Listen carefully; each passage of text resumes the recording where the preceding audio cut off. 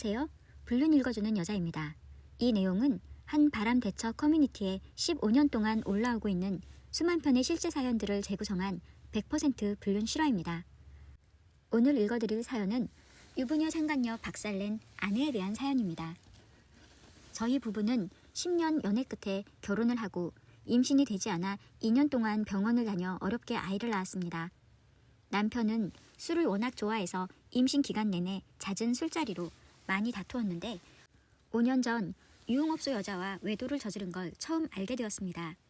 이후에도 그런 일이 잦았고 그럴 때마다 미안하다, 비즈니스상 어쩔 수 없었다며 계속 상황을 핑계로 넘겼습니다. 그런데 어느 날 술 먹고 집에 들어온 남편이 잠깐 나갔다 온다 하는데 뭔가 좀 이상해서 그날 밤 남편이 잠든 사이에 핸드폰을 뒤져봤더니 누군가와 30분 넘게 통화를 하고 왔더군요. 통화 내역은 지워서 없었지만 마지막 통화 시간을 보니 남아 있었습니다. 여자와 통화를 하고 전화번호를 지우고 들어온 겁니다. 증거가 없으니 지켜보기로 하고 그렇게 6개월이 지났습니다. 매일 집에 들어오기 전에 통화를 하고 들어오더군요.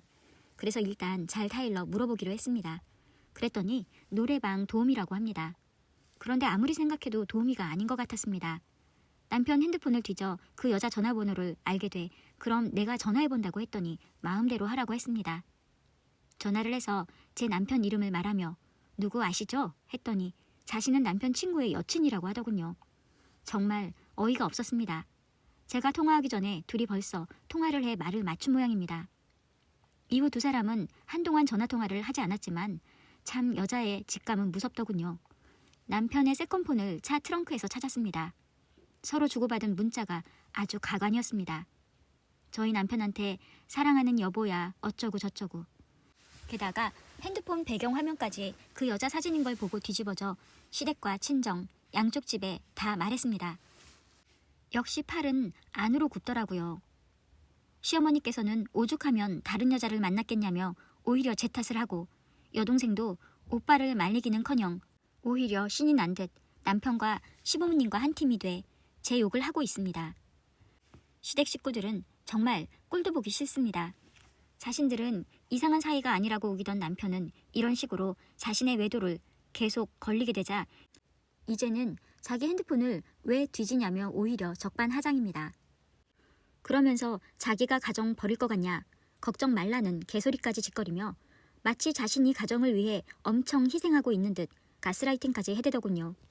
저는 또 한 번 걸리면 그 여자를 끝까지 찾아가 가만두지 않겠다 한마디 던지고 그 여자에게도 전화해 똑같이 전했습니다.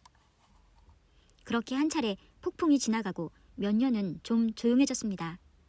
두 사람이 더 이상 안 만나나 했는데 최근 10월 초에 화장실에서 통화하는 소리를 듣고 뭔가 수상한 낌새를 느껴 남편에게 누구냐고 물었습니다. 그러자 자기는 술에 취해 모른다, 증거를 대봐라 일관하며 저를 완전히 정신병자 취급을 했습니다. 너무 화가 나 5일 정도 가출했다가 돌아와 다음날 차에 녹음기를 설치한 후 녹음 내용을 들어보니 충격적이었습니다. 사랑한다, 너밖에 없다, 아이들이 크면 이혼하고 함께 살자 같은 미친 소리들이었습니다. 저에게 그렇게 증거를 대라고 큰소리 치더니 녹음기 들이대니 꼬리 내리고 실토하는데 올 6월에 몇 년 전 만났던 그 여자를 다시 만났답니다. 그것들이 올 6월인지 아니면 5년 전 그때부터 계속 만남을 유지해왔는지 의심이 갑니다. 오래전 일이라 그 여자 번호를 지웠는지 찾을 수가 없어 번호를 대라고 했더니 자신은 번호를 모른다는 헛소리를 했습니다. 사실 얼마 전부터 남편 핸드폰에 이상한 번호가 있어 적어놓은 게 있어 그 번호로 전화를 해봤습니다. 역시나 여자가 받았고 전 너무 화가 나 다짜고짜 욕설을 퍼부었습니다. 처음엔 자신은 모르는 일이라 잡아대더니 최근에 2번 만난 게 다라며 잘못했다고 싹싹 빌더군요.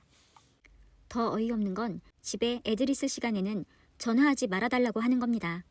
가정도 있고 아이도 있는 여자가 뭐 하는 짓인지 같은 여자로서 정말 어이가 없었죠. 저도 아이들이 있으니 일단은 알았다고 대답했지만 녹음 내용을 자세히 들어보니 너무 화가 나 참을 수가 없었습니다. 그래서 다시 전화해서 녹음 내용을 들려줬습니다. 다음 날부터 그 여자는 전화를 받지 않더니 급기야 없는 번호라고 나왔습니다. 저는 전화번호로 집 주소를 알아냈습니다. 일주일 후 밤 10시경 친구와 그 여자 집으로 찾아갔습니다. 문을 두드릴 때 저도 모르게 손에 힘이 들어갔고 곧이어 그 여자가 나왔습니다. 그 상간녀는 직감적으로 저라는 걸 알았는지 큰 소리 내지 말라며 사정하더군요. 인정사정 봐주지 않고 동네 사람들 들으라고 온갖 욕설을 퍼부어 주었습니다. 그러자 자꾸만 사람들 눈에 띄지 않는 곳으로 가자고 통 사정했습니다. 그 여자 남편에게도 알리겠다고 하자 자기 남편도 어느 정도 안다고 연막을 치길래 무릎을 꿇으라고 했습니다. 난 너 때문에 받은 정신적 피해 보상 돌려받아야 하겠으니 2천만 원을 달라고 요구했습니다. 12평짜리 빌라에 사는 걸 봐서 생활이 넉넉한 편은 아닌 것 같았지만 제가 그 여자에게 줄 수 있는 고통은 그것뿐이라 생각해서 정신적 압박을 주기 위해 일부러 그렇게 했던 겁니다. 그만큼은 못 준다고 하길래 그럼 네가 줄 수 있는 돈이 얼마냐고 묻자 150만 원이 전부랍니다. 변호사한테 알아보니 법적으로 하면 그것보다 많이 받을 수 있다고 하더라 하자 싹싹 빌며 형만은 하지 말아달라고 하더군요. 저는 연락을 하거나 만나는 행위를 할 경우 법적 조치를 취하고 5천만 원을 받기로 합의를 하고 돌아왔습니다.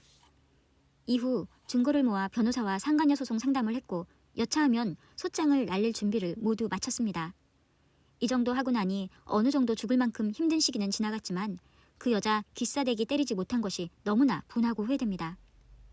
그동안 손절했던 시댁에도 증거 싹 모아 당신 아들이 유부녀와 만나고 있다고 알려주자 시부모님과 신우 모두 조용히 입을 다물고 제 눈치를 살피고 있습니다. 이후 남편도 제 눈치를 보고 있지만 여전히 저는 의심의 끈을 놓을 수가 없습니다. 남편이 너무 밉고 이 남자와 계속 살아야 하나 고민도 됩니다.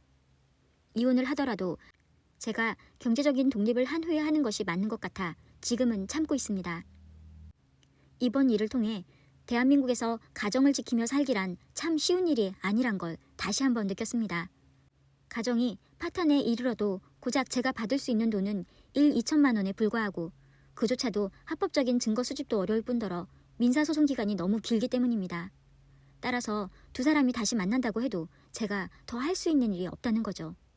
그래도 힘을 내서 이 지옥에서 벗어나기 위해 열심히 싸우고 노력해보려 합니다. 여러분, 저를 많이 응원해주세요. 지금까지 제 사연을 들어주셔서 감사합니다. 오늘의 사연은 여기까지인데요. 간통죄가 폐지된 이후 불륜을 저지른 상간남 상간녀가 뻔뻔하고 이혼 불사까지 나오는 경우가 너무 많아 안타깝습니다. 여러분의 많은 응원 부탁드립니다. 오늘의 사연이 마음에 드셨다면 좋아요와 구독 눌러주세요.